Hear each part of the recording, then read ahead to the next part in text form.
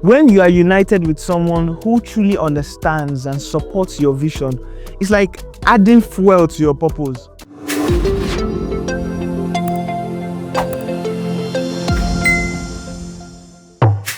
Hi there, and welcome back to Purpose and Profession.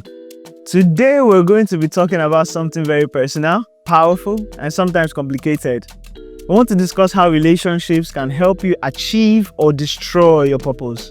Now, today is not about friendships, it's about intimate relationships. I'm talking about people who are dating, engaged, or you are in a marriage. You see, purpose is about impacting lives, and it doesn't just happen on the pulpit or at work, as we have discussed in previous episodes. It happens in our daily lives, in our career, and even in our relationships. When you are united with someone who truly understands and supports your vision, it's like adding fuel to your purpose. You can move mountains together, you can achieve a lot of things together. But if you're with someone who constantly disagrees with you and doesn't align with your purpose, you will just end up frustrated. Now, there are certain things that you need to consider when choosing a partner with the mindset that you want to achieve purpose. Number one is shared values. This is really important. This is non-negotiable, my friends. You and your partner must believe in the same fundamental things.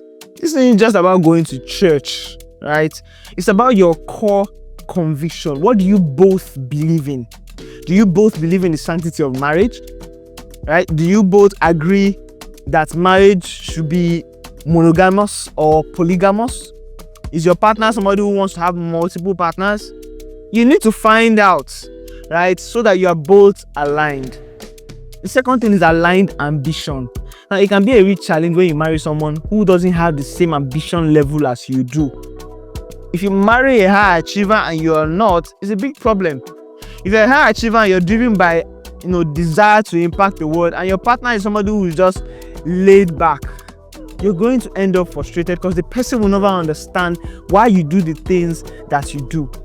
And even if you're not on the same ambition level, at least get someone that understands why you do what you do. Especially for women. In many societies where there's an expectation to follow the leading of a man, it's very vital that your partner understands and truly champions your ambition, your goals, your desires. You need to know whether he sees you and your activities or your ambition as a competition and not as something to add value to the marriage. Does he believe in your God-given calling and encourages you to keep pursuing it, or he's subtly trying to hold you back with words and some actions? Is he ready to support you? These are things that you need to find out in your relationship, and if possible, before you get married. Another very important thing is emotional intelligence and communication. You see, relationships are built on communication. If you don't communicate, a lot of things can go wrong.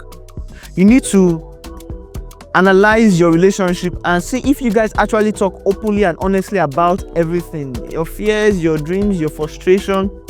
If you are with somebody who is constantly shoving away the conversation around those things, then you need to check yourself. Does this person actually listen to me when I'm expressing my feelings?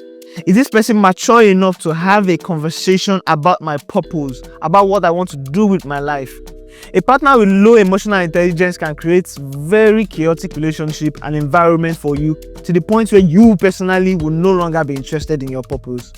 You need to look for someone who respects, forgives, and is ready to even apologize when things go wrong. Emotional intelligence is key. Choosing your life partner is one of the most important and significant decisions you will ever make, second only to maybe choosing Christ. Don't rush it. Don't settle for someone that you don't really know. Pray fervently, seek counsel, and listen to that inner voice that shows you or that points out the red flags for you. Besides, when you choose a partner, you're not just choosing a spouse. You're choosing a co-laborer for your kingdom purpose. And so you really need to choose right. I hope this episode has been a blessing to you. Till I come your way again next time, double-edged sword, stay sharp.